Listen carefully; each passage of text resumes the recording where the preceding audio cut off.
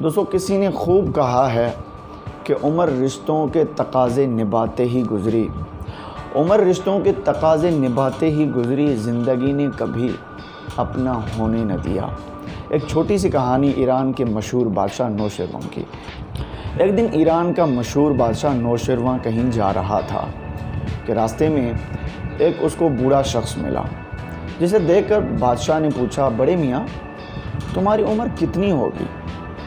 بوڑھے نے جواب دیا، جہاں پناہ کی عمر اور دولت زیادہ ہو، اس گناہ گار کی عمر صرف 4 سال کی ہے، صرف 4 سال کی۔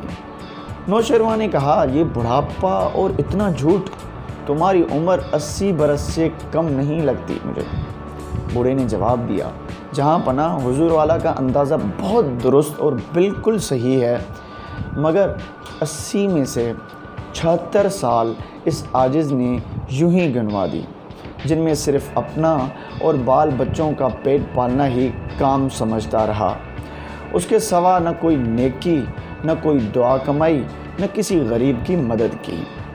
اب 4 سال سے یہ عقل مجھے آ گئی ہے کہ ہم لوگ فقط اپنے لیے ہی پیدا نہیں ہوئے، بلکہ دوسروں کا بھی ہم پر حق ہے، اور اب اس پر عمل کر رہا ہوں، اس لیے اصلی عمر صرف 4 سال کی سمجھتا ہوں اور گنتا ہوں، باقی سب میری جو عمر ہے وہ فضول کی ہے۔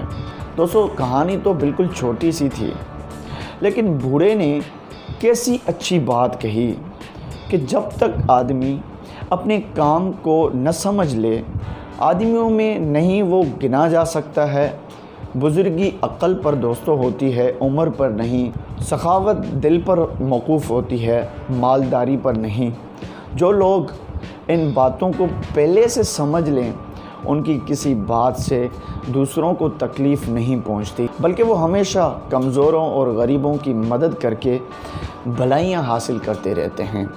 دعا ہے اللہ ہمیں آسانیاں عطا فرمائے اور آسانیاں بانٹنے کی توفیق عطا فرمائے۔ السلام علیکم۔